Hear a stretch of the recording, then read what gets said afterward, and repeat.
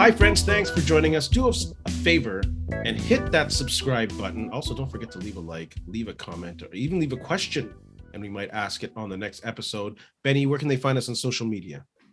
Yeah, you can find us, Ray Benny Sports. We're on Twitter, Facebook, Instagram, and your favorite. I don't think we got any dances. TikTok. No, that's going to be my favorite if I don't get no dances. I'm fine with that.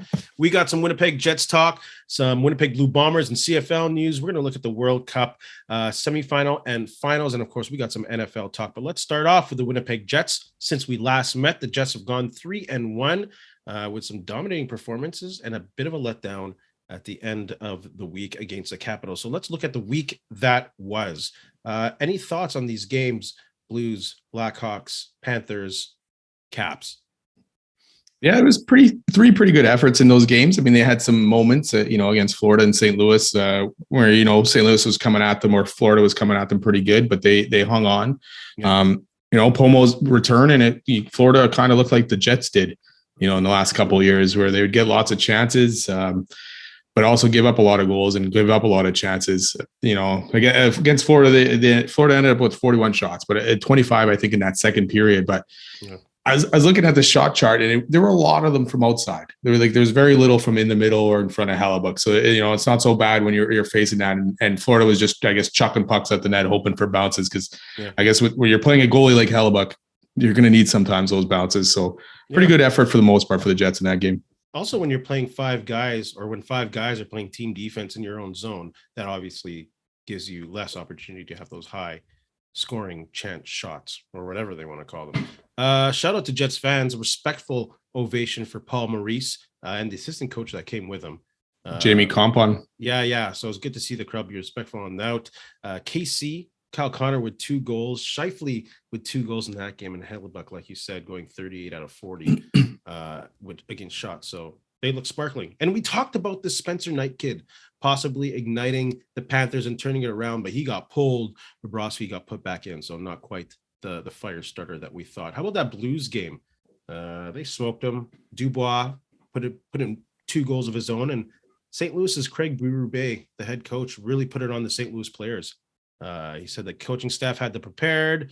They tell them what they need to do against a team that they're going against, but we can't play for them. So I like a coach like that who puts it on his horses. Yeah, for sure. And that was a good effort by the Jets again. They gave up a little more chances inside the middle of the ice and in front of Hellebuck than they did against Florida. But Hellebuck stood on his head, and the Jets got some goals on who was in net. Thomas Greiss was in net, not Binnington. So a couple softies on Greiss, especially the fourth one, I think it was, where it looked like St. Louis was starting to claw their way back in, and Dubois scored one almost from the sideboards kind of thing on Greiss. So good effort though by the Jets. Probably a better all-around effort in that game than in the Florida game. There was no kind of letdowns. But again, it's a divisional game, so St. Louis is going to come hard, and they're going to want to win that game. And especially they're struggling, and they're right now out of the playoff bubble. So Craig Berube's got a big task to fill or to fix. St. Louis is they've been streaky. They haven't been good. Maybe they're starting to tune him out. I don't know, but they haven't looked good. Yeah. They've let that roster rot since the 2018, but they won the cup. Mm-hmm. Yeah. Well, and they still got Tarasenko, who has been wanting to be traded for the last 2 seasons. Yeah, the GM hasn't been doing a very good job since that cup run. No, it's signing. You got to sign a lot of the guys. You got to pay a bunch of guys after that. They signed Tony Krug, right, from Boston for a pretty good contract, and that hasn't really worked out in their favor at all. Yeah. Let's look at the Blackhawks, another divisional opponent. Jets are 3-1 against the Blackhawks right now, and they've outscored 3-1 or 3-0. 3-0. Oh, did I say 3-1? Yeah, they're 3-0. But it was 3-1. The score, outscoring them 14-3 in these 3 games. Chicago. See, but these shell of what they used to be. Very much so, and it's surprising that Kane and Taves are going to continue on this way, but we'll see how long that lasts. But these are the types of games, though, the Jets would lose last year. Here and there, right? They would lose to the Blackhawks, they'd lose to the Coyotes, and that's where it'd get frustrating. And then they'd beat a good team, and then they got a couple easy ones coming up. And last year they'd lose those. So it's good to see they're taking care of those teams at the bottom of the standings and not dropping points, because these are big. They get to play Chicago 5-6 times. What is it for being in the same division? Yeah, they got to win all those. That's a huge 10 points at least that they can get out of those games. Yeah, they still have those trap games like any other. Oh yeah, for sure. Playing team, Columbus. Ugh. Yes. Horrible. They'll have those. The Caps. Let's move on to the Caps. Speaking of, hey, they're doing well against these low bottom feeders. Ovechkin getting his 797th goal, inching closer to Gordie Howe for second place. But the Jets should have won this one. Also, going back to the Chicago game. Sorry, mini shout out to Arvid Soderblom for having a good game in net for Chicago. The Jets could have really smashed Chicago that game, but that young goalie, kept them in. So I'm going to give a mini shout out to him. Yeah, the Caps game is a big letdown considering, what they did in the previous 3 games with the 3 wins. They weren't ready last night. They didn't come out and play, and the second period especially, like the Caps just took it to them. You gave up still 36 shots here to the Caps. That second period, led to 3 goals. It wasn't good. I mean, they had their fight back early in the third, but they just couldn't get it done, and Ovi scored into the empty net. So not good, and especially that this game was at home too. Yeah, kind of a throw the tape in the garbage kind of games. Yeah, I think we're still going to have games like that with the Jets, right? They're gonna look really good playing this system. They're going to get away with some games where Hellebuyck's going to save them, and then they're going to have these stinkers. And then you're hoping maybe by the middle of the season, some of these stinkers are few and far between, because right now they seem to be happening every 3 or 4 games. Yeah. So maybe they'll get rid of those at this mark right now. If they continue on, they were 7-3 in their last 10. So if they can continue on at 7-3 and in those 10 game increments, then they'll be firmly in a playoff spot at least, or probably still at the top of their division even. Also, mini shout out to the hockey guy for providing a crazy stat. The Jets are 8-0 with the lead after the first, and 12-0 with the lead after the second. That's pretty good. That's very, very good. So if they play with the lead, they're almost unbeatable so far in the season. And that's good. Again, going back to last year, how many games did they blow in the third or late ties in the third? I know they had a couple so far this season too, but they blew a lot last year, even if they were leading in the third. So defensively, they're getting better close to the end of the game. Helly's still at a 930. The power play was pretty good too in this stretch. I think it was 66%. Penalty kills over 80%. And the penalty kill, to me, again, go back to last year again, it's third in the NHL last year. Or sorry, third in the NHL this year. It was at the bottom of the rankings last year. So that's a huge improvement, and that makes a big difference. 5. Yeah. Top 5 PK, middle of the pack power play. Yeah. But that PK is big, man. Because they were at the bottom of the standings last year. Were they last? They could have been last, yeah. I wouldn't doubt it. So that's big when you're not letting as many goals on the PK. Yeah. Let's look at the week ahead. Playing the Knights. Knights not looking too strong in December. 2-3-1 so far, and Eichel is on their injured reserve, so he won't be seeing the ice until next Sunday at the earliest. So they're missing their leading scorer. Jets will be hungry after a disappointing loss. I think the Jets will take this one. Yeah, and it's not just Eichel. They've got a few guys in Vegas now that are hurt. I think there was another guy they put on the IR today too. So a lot of injuries creeping up for the Knights, and their depth is going to get tested. And right now they don't have a lot of depth. We saw last year with all their injuries, they struggled after. So Eichel being gone is big for the Jets. They'll get their revenge, I think, in this game for sure.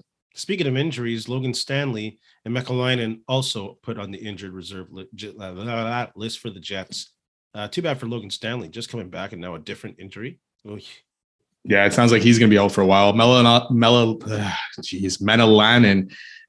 should be back sooner, maybe even the next week or so. But Stanley, it sounds like he'll be out for a bit. A month at least. Yeah. Then we get the Preds at home. Should be able to handle the Preds at home, I think. Again, tough divisional matchup, though. Yeah. Right? The Preds always play the Jets tough no matter what. They got a little bit of a thing going. They're 6-3-1 in their last 10. Starting to improve on the season from a slow start for the Preds. So This will probably be a close game. But again, at home, it should help the Jets being at home. Speaking of teams pushing or playing better than they did at the beginning of the year, the Canucks are now pushing to be at 500. I think they're 12-13 and something. Not that I see them being an issue for the Jets. They're probably too busy dealing with this Bo Horvat, trying to trade him because he's on the market now. Well, they offered. Yeah, they offered him $8 million per year, right? And he rejected that. So you might as well get something good for him while you can. Oh, they have to get something good for this guy. Yeah, they should be able to get a pretty good haul for Horvat. Yeah, they won't be waiting until the trade deadline because then they get less for him. So Trade him to Edmonton or Toronto. I mean, that's where everyone's going these days, right? Oh my gosh.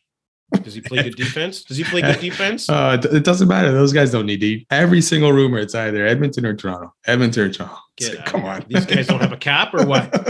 I don't know. I don't know, man. And that's the funny thing. It's not even the defensemen that are rumored to them. It's always these guys. Like you got Patrick Kane rumored to them. You got I don't know what else it is. So give me a break. So yeah, I don't see the Jets losing in Vancouver to the Canucks, even though they're starting to catch a little bit of fire.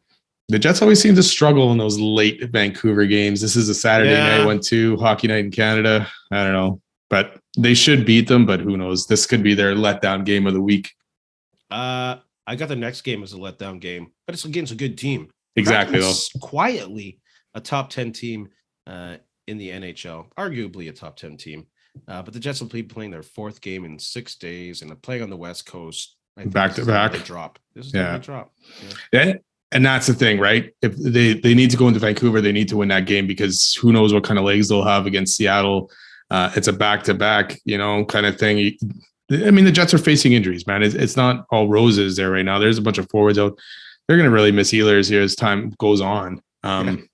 So, at the end of these I know it's not a full road trip, but it's a busy week, 4 games in the week, right? So it'll be an interesting game, but I think they'll have a tough time in Seattle. Seattle's sitting second in the Pacific, right now. So and they still don't have Appleton. The Jets, yeah, exactly, yeah. So that's not good too. No. You talk about last year's team, and of course Pomo. For a guy who really wanted Pomo gone, you sure like to talk about him a lot. We got Scheifele with his lack of comments on the return of Pomo. Any thoughts on that? I'm okay with Scheifele's comments. I know he's getting ripped by certain people in the media and stuff like that, but it's just like he's moved on, and we don't know what happened behind closed doors enough, right? And maybe he had his issues with Pomo, and maybe he wasn't happy with the way Pomo left, right?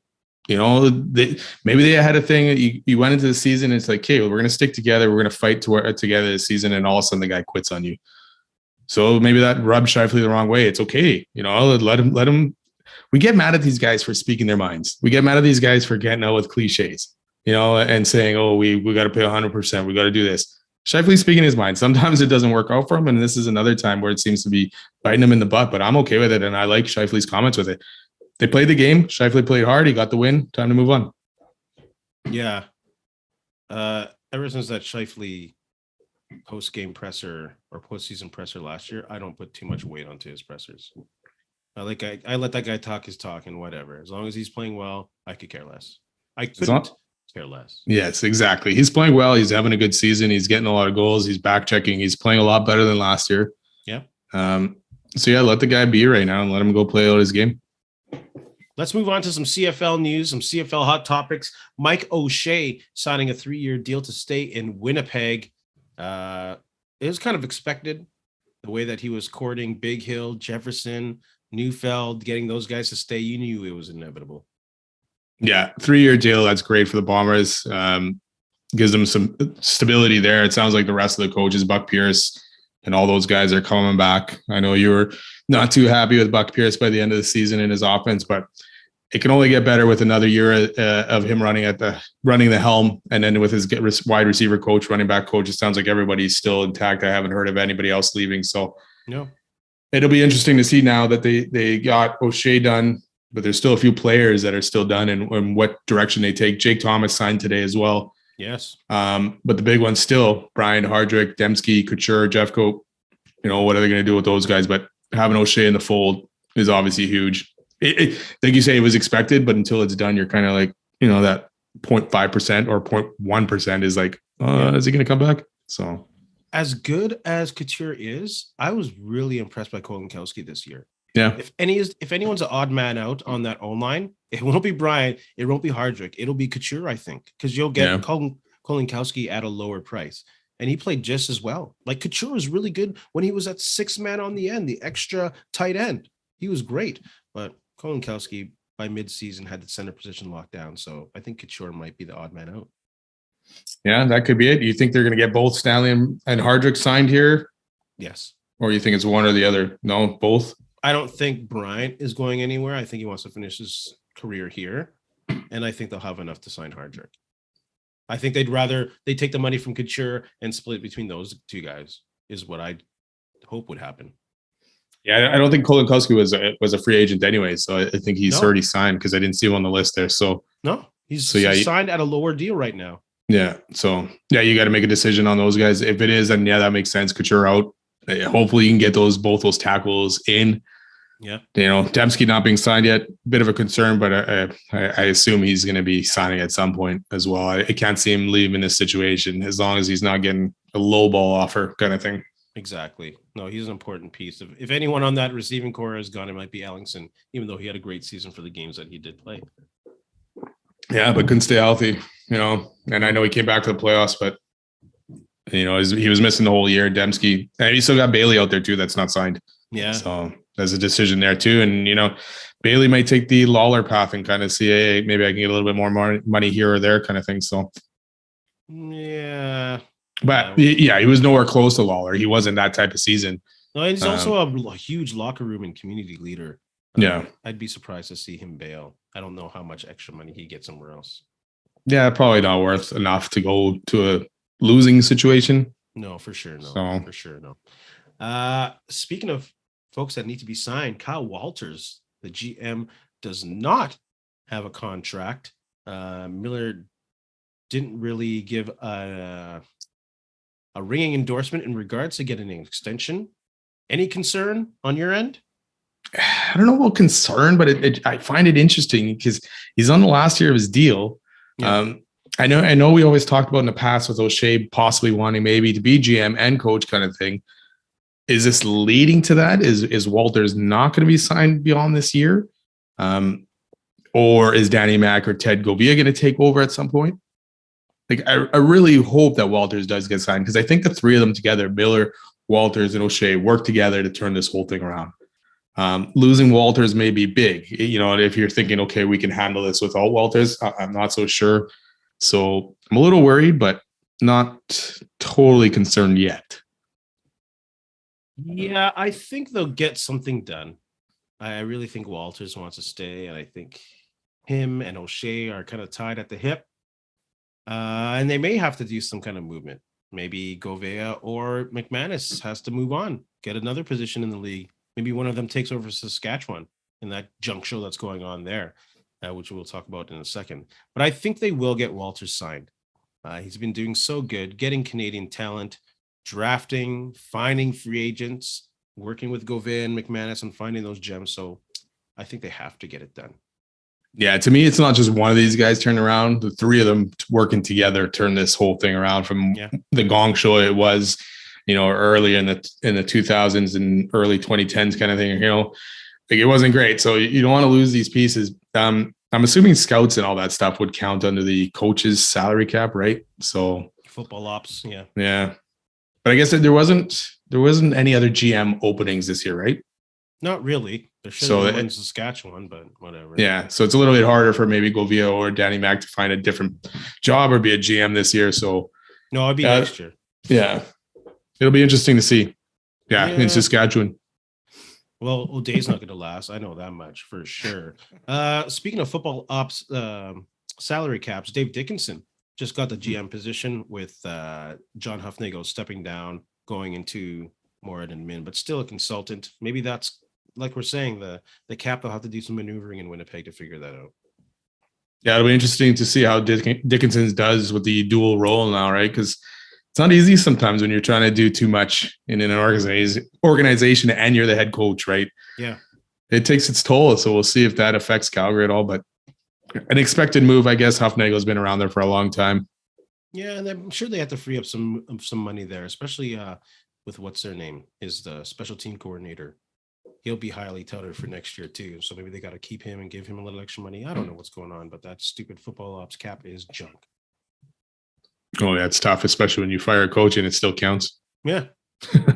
Which is kind of what's affecting going on in Saskatchewan right now. Saskatchewan finally getting an offensive coordinator and one of the least coveted jobs in the past decade that I can remember in the CFL with Kelly Jeffrey. Thoughts on that move? Why it took so long? The mess in Saskatchewan? I mean, it took that long because nobody wanted it, right? It's almost unfortunate for Kelly Jeffrey, and hopefully he can do a good job and it'll lead to better things for him after the season. But it's basically a dead end job to me. Like, I don't see Dickinson, O'Day, lasting passes here. No. Who are they going to get at quarterback? I mean, Fajardo, Bo Levi sounds like he's going to be going to Hamilton. Hamilton already teased something on Twitter today about an announcement tomorrow. That could be Bo Levi. Who knows, right? Yeah. And at this point, would Bo Levi even pick Saskatchewan? Probably not. No. It's not a good situation. So you're screwed. You're losing Fajardo. I can't see Fajardo going back there. So who are you looking to try and get? Dane Evans, who is worse than Fajardo? You got no O-line. Dane Evans is worse. It's not going to work out good for Saskatchewan. So yeah, there's a lot of guys that turn it down and a lot of guys that turn down interviews. So, and I don't blame them. Man, Saskatchewan better get on their knees to get Fajardo back, because we're going to be talking about Nathan Rourke soon. And if Nathan Rourke is out of BC, I can see BC going to get Fajardo. Yeah. If you got him behind a decent O-line and good receivers, man, why not? Heck yeah. Without a doubt. So man, Saskatchewan is so screwed keeping Dickinson all day because they pretty much had to because of the cap that would out. What a mess. What a mess. It is a mess, and it's unfortunate because, well, I mean, as a Bomber fan, you always like to see Saskatchewan Rough Riders suffer a little bit, but it's not good for the league, to have them not to be at least in a running or anything like that. And they botched up this season, and now it looks like they're already going to be botching up next season. Yeah, we don't cheer for the Riders, but you don't want to see them incompetent either. And that's what they have. Their leadership group is incompetent. Yeah. Yeah, a good Saskatchewan team is good for the league. It's not bad for the CFL. Yes, some of their fans could be annoying, but I mean, every fan base gets like that. So you want to see them have a decent team. You don't want to see them be a dumpster fire and go 2-16 or whatever. But it sounds like this the way the season's going to go. We'll see. Can O'Day do enough to fix that O-line anyways? What free agents are going to go there? Yeah, that's the other thing too. Like, who wants to go there? The locker room was a piece of trash a month into the season. People like you and I could see that and called it. They did nothing about it. Who wants to go there? Who wants to go there? Yeah, Let's look at the Nathan Rourke workout tour. He's making the rounds. He might get up to 10 teams. So far, he's seen the Raiders, Jaguars, and Broncos. And he has a Colts on Monday with Tampa Bay Mini and Arizona still to come. I think he's gone, man. Yeah, if you look at all of those teams right there, those four, even Vegas, Jags, Broncos, and Colts, they all need quarterbacks. They all need at least a backup quarterback. Yeah, I mean, the Jags have Lawrence, so they don't need a quarterback, but they need at least a backup quarterback in all those places. Yeah. I mean, the Colts and Broncos need quarterbacks. I know the Broncos aren't going to move on from Wilson in that contract, but so he should have a pretty good shot at least making a roster and getting into training camp. Yeah. He could easily be a backup for any one of those teams. Tampa Bay, Brady's up in the air for next year. Arizona, what happened to their quarterback tonight?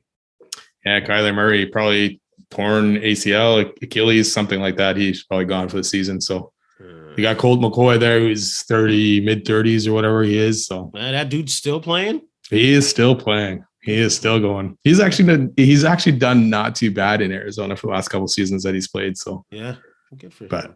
But you would still probably want the younger guy in Rourke. I mean, even if you got to sneak the guy onto your practice roster at some point, he's a better option than some of those guys that are out there. Oh, for sure. He's better than whoever New York Jets have. All of them. Strevler? Just in time. Montreal Alouettes still interviewing candidates, or just finished. They've interviewed Jason Moss and everyone else within the organization. Calvillo, Noel Thorpe, Andre Bolduc, and Byron Archambault. I don't know, man. I don't know what Machocha's doing. Your boy Machocha, I don't know what he's doing. If he goes and hires Moss, I think he's going to be making a big mistake there. Moss the guy has a big ego, and I don't know if it translates well for him being a head coach. It didn't work out for him before. And even as OC last year in Saskatchewan, it's just like some of his play calling was all over the place. The running game's hot in the first half. Hey, let's abandon it in the second. It doesn't make sense. I don't know what Machocha is doing, and I don't know why it's taking so long to find someone. also, Foolish. but at this point, you might as well go Cavillo and see what he can do. Yes, give it to Calvillo. Growing pains with him, because you'll have to get growing pains with any of these other candidates as well. It'll bring fans in. Let's just go with Calvillo. Stop playing nonsense games there. Yeah, no, let's stick. You got stick that continuity a bit on offense, and you got if you can bring Trevor Harris is back. I mean, he had a decent season. I can't see them going wrong there, but or even Fajardo to Montreal. Yeah, Fajardo to everywhere except Winnipeg. Backup? No, we have Dakota Prukop, man. Congratulations on having a baby boy coming up. He did his child reveal, gender reveal, which I absolutely hate. I do. I think it's stupid. Let's talk I saw one today. It was a tic-tac-toe thing. I'm like, good God. It's the funniest when they fail. Yeah. When the smoke goes into someone's face or the balloon goes in the sky and someone cuts it. Yeah, those are the best gender reveals. It's so stupid. People getting together to see what kind of child they're having. Give me a break. NFL action. Let's start with the Power 5. 5, 4, 3, 2, 1. Quick and dirty. I got the Bengals at 5. Joe Burrow coming into form. They found a running game, possibly by committee. And that defense, if they get into form of playoffs last year, they're back. And they almost are. It's funny. A lot of these 5 or around it, they weren't the greatest games for them this weekend. It was almost like a sneak on by kind of thing. I got the Bengals as well at number 5. Yeah. They seem to be rounding in form. Again, Burrow was hit and miss yesterday, not the greatest, but yeah, P. Ryan and Mixon are turning out. Sounds like it's going to be a good duo to kind of go ahead with. But yeah, the Bengals are looking good. Mixon's had a lot of miles on himself, like the past 3-4 years now. It is. Yeah, he plays in a tough division against the Steelers and against the Ravens. Tough running up the middle. So yeah, the Browns. Sorry, and the Browns. That defense is not the same as the Ravens and the Steelers defenses. No. Who do you got at 4? You know what? I'm probably going to put them in there. I'm going to put the Niners at number 4. Took care of Tampa Bay. Brock Purdy looked pretty good. Defense is the defense. I mean, they shut down Tom Brady pretty much for the whole game. So I'm putting them at number 4. I was going to put the Niners at number 5, but they're playing Tampa Bay, who's just absolute trash. I'm going to go with knock the 49ers. I'll take the Bengals. Not that the Browns are any which way. Dallas Cowboys at 4. I have almost messed up against the Texans. But whatever. I'll still take him at 4. Still a good team. Probably the only other, San Francisco's creeping up there, but in the East, yeah. I have the Bengals, the Cowboys just on the outside looking in out of this top 5, just because I did not like that game against Houston. You can't struggle to win games like that and come down to last minute if you want to be a contender. Chiefs kind of almost floundered. That's the thing. That's what I said about all these teams. Like the Chiefs, they're at number 3 for me. And they came out strong against the Broncos and looked pretty good. And then they kind of suffer and step back a little bit. And it's just like, okay. But, Mahomes was still Mahomes for the most part. He threw a lot of picks, though, unfortunately. Yeah. But I still think the Chiefs are a good team. I also flip-flop between 2 and 3. I have Buffalo at number 3. They're a good team. I don't think Allen is quite there yet. He's not quite back to form yet. The Jets defense is still good, but he still didn't look too impressive, and his running game is not there anymore. Although he did get into the end zone with a run. It's just the options there, not as it used to be. So I don't think he's as deadly. And I have the Chiefs, the Chefs, at number 2. On a Mahomes bad day, do you still put up 35 points? Give me a break. Yeah, I have the opposite of you. I got the Bills at 2 and the Chiefs at 3. The one thing about the Bills offense, yes, Allen's pretty good. Diggs is pretty good. There's a bit of a drop off after that with receiver wise, like Gabe Davis, Isaiah McKenzie, even Dawson Knox at tight end hasn't been great this year. Yeah, we talked about that last week. Yeah, so it's been a bit of a struggle there, and obviously the running game in Buffalo has never been fantastic game after game. Like a lot of it's Josh Allen running, or you got Singletary. Now you got James Cook or whatever. So yeah, that offense is still a bit disjointed. The D though is getting healthier and getting guys back, and that's a pretty strong suit with Sean McDermott too.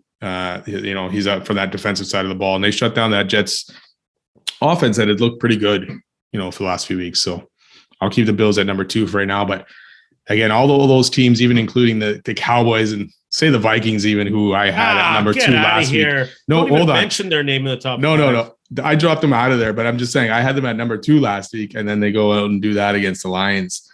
They might be one of the, I don't know, man. What are they, 10-2 now or 10-3? What is it, 10-2? 10-3. I can't remember, 10-3. But my God, some of these teams, to me, it'll be interesting once the playoffs come. They'll get exposed.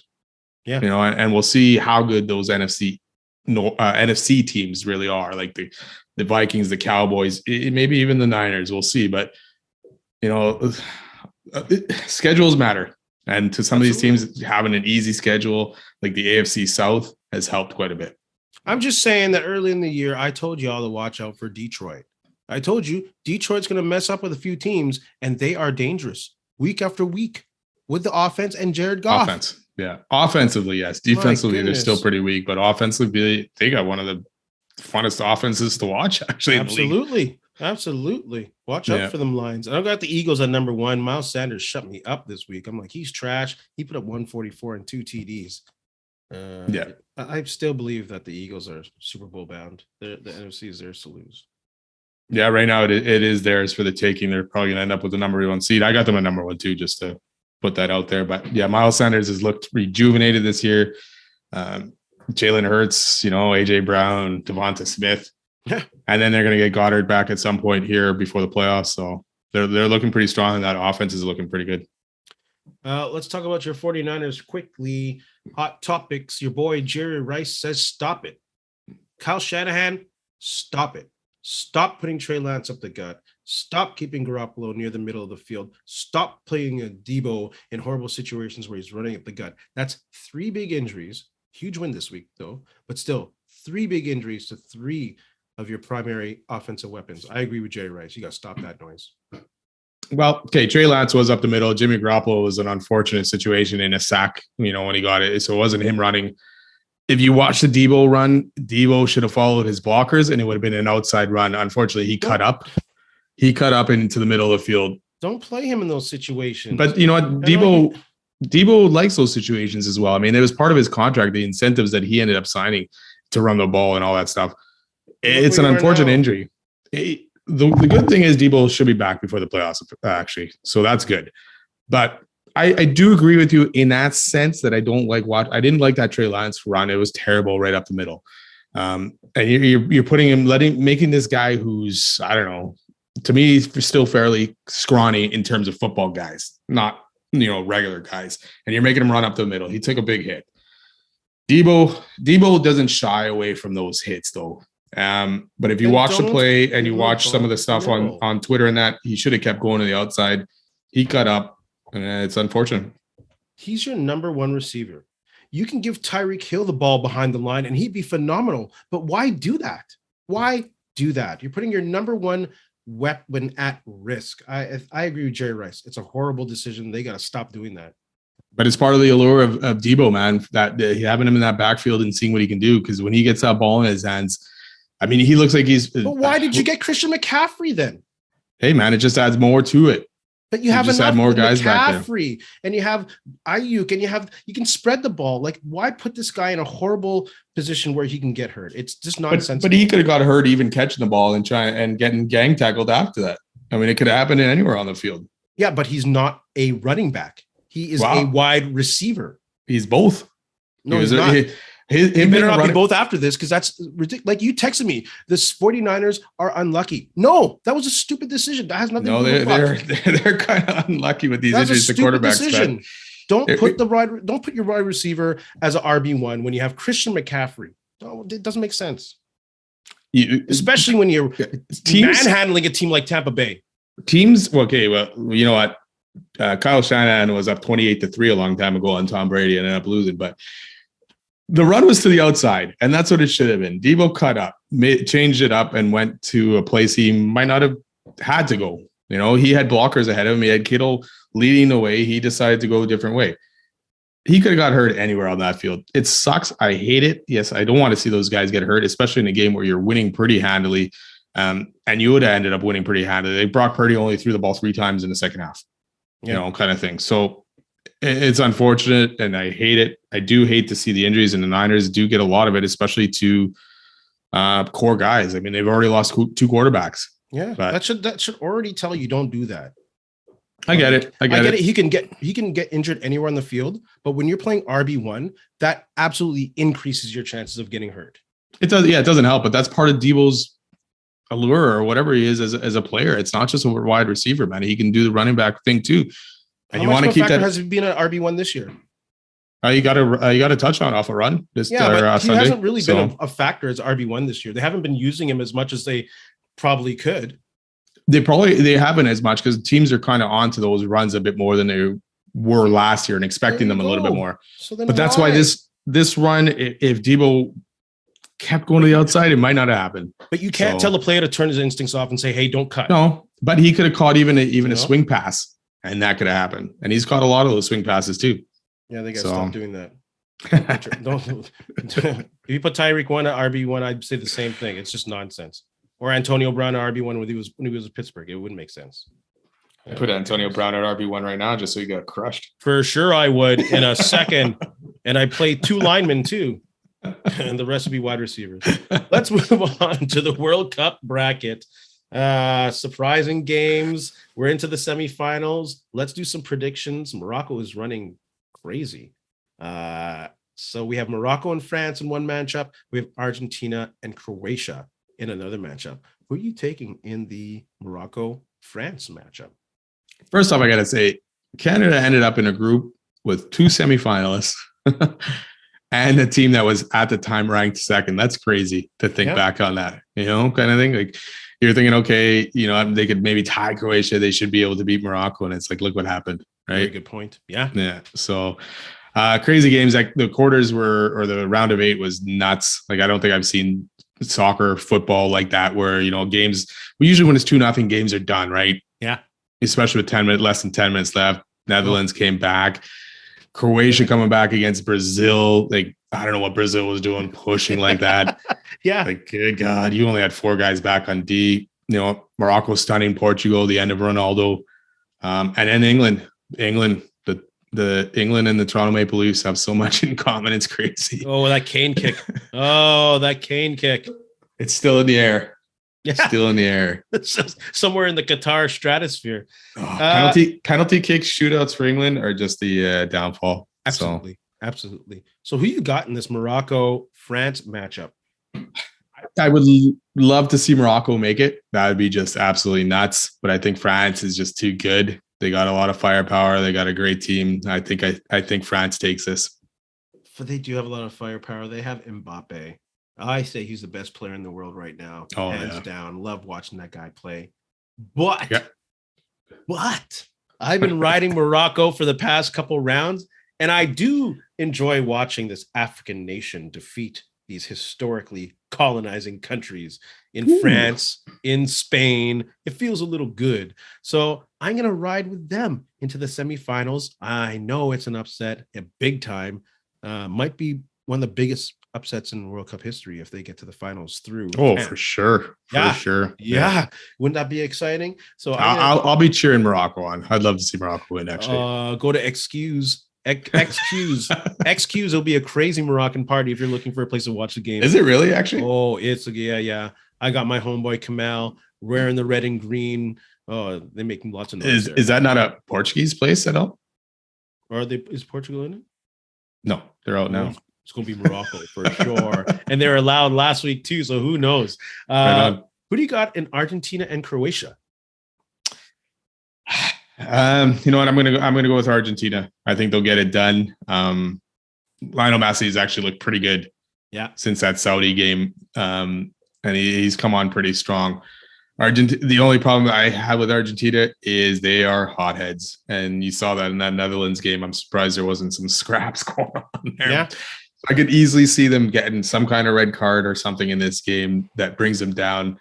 And Croatia, you know what? They don't back down. Croatia has been down in games. Grinders. They were down against Canada. Yeah, I know it was quick and 1-0, and they ended up destroying them. But they fought back. Down against Brazil, and they fought back. And their goalie, man, I don't think I've seen that guy stop that many penalty shots. Yes, in a World Cup before. I'm so scared if they go to penalty shots. I agree with you. I'm gonna take Argentina, but also Argentina's missing 2 of their fullbacks from that last game in this Kerfuffle. They're missing Montiel and they're missing Acuna. So that could be an issue. If that goes in a long tie game, folks might be tired. I don't know, but I'm still going to take Argentina. Yeah, Croatia is a big physical team. Yeah. And it could get under the skin. There was Perisic, and I can't remember who it was from Brazil, but they were just going at it all game. Mm-hmm. And Perisic was just you could tell he was getting under the guy's skin. And I could see him doing that against Argentina, and Argentina doing something stupid. So yeah, if this goes to penalty shots, Croatia's winning this game. So in the bronze medal match, I have France and Croatia, and I'll take France to beat Croatia. Who do you have in your bronze medal match? Well, if I'm going to stick with that, I'm going to go Morocco, Croatia. I'll give. And they tied their first match. I'm going to give Morocco third place. Morocco's going to take the bronze. I have France taking the bronze. And in the World Cup final, I have Morocco and Argentina. I'll take Morocco for the win. Who do you got? I'll end up taking France over Argentina, even though I wouldn't mind seeing Lionel Messi win. I'm a Napoli fan. They had Diego Maradona. He was Argentinian, so I got that little soft spot for Argentina in a way, but I still think France is just too good. Now I'm regretting not taking France. I do. I'm going too sentimental over my brain here, but I'll still take Morocco to win the World Cup, beating Argentina. Friends, don't forget to put your World Cup predictions in the comments below. Semifinal, bronze medal, World Cup final. Benny, you got any shout outs? Yeah, you know what? I'm going to shout out Blake Wheeler, who's had a pretty impressive season. We were ready to sell this guy down the river last year. This year, we were wondering if he should even still be in that top six. Yeah. We were hoping someone would take his half of his contract at least or something, but I'm kind of glad he ended up sticking around and didn't end up going anywhere. Maybe losing to C has been a big difference and a big weight off his shoulders, but the guy's sitting at 9 goals, 16 assists, 25 points. Yeah. He's played some pretty good hockey. So shout out to Blake Wheeler for taking this like a champ. And to me, it shows he is a leader with this kind of stuff. I agree. I was one of the loudmouths also looking for this guy to be traded. Last year, I was looking for him to play third line. And the thing is, he never is not a point a game player. Yeah. It just seemed like the locker room, and he was bogged down last year. And I agree with you, taking that C away. You took that C away, but he's still a leader in the locker room, and he's leading by play. Yeah. Ain't nothing wrong with that. No, nothing at all. And it's good to have, especially with Ehlers out, and that top six wasn't looking great to start the season because we didn't know if those wingers would be good enough, but he has stepped up. Shout out to Blake Wheeler.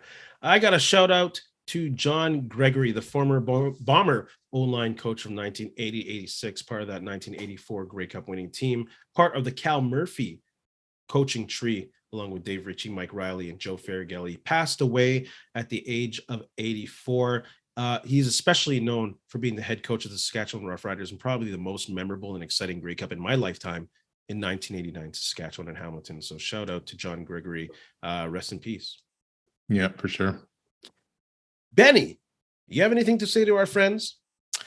You know what? Again, thanks a lot for listening, guys and girls and whoever. And you know what? Don't forget to subscribe, follow, leave your comments, leave some questions. We'll bring them up next episode.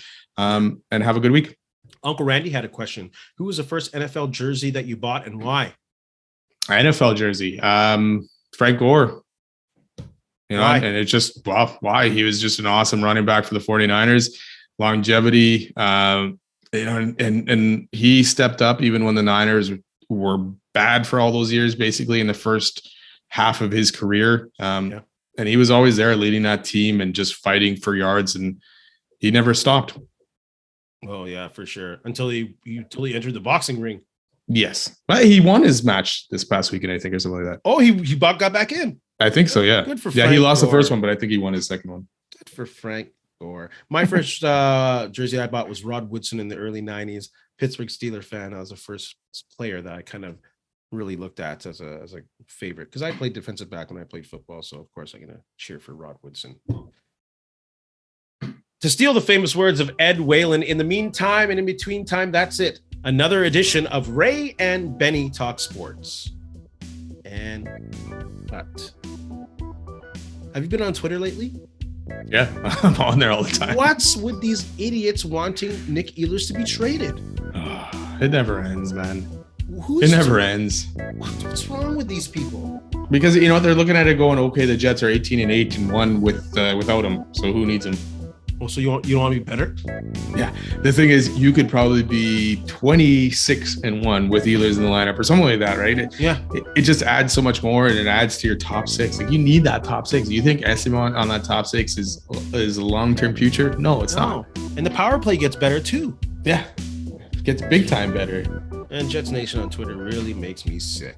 And then they all wanted to trade Hellebuyck last year too. So they need to no doubt. Y'all need to shut up. Just chill. Enjoy the season. Let it go.